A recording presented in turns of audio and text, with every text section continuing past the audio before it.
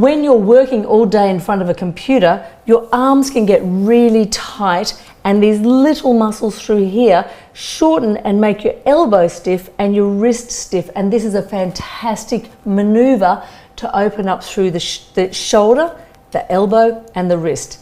You have to stand up for this one, but it's not too hard. So coming up, placing your hands down, and all we're doing is we're rotating the elbow. Both hands, and one might be a little bit tighter than the other. That's normal. If it's a bit tighter, when you turn, give it a little bit of assistance and let it roll back. Turn, little bit of resistance and roll back. And you can try to do the same with your palms facing up under the armpits.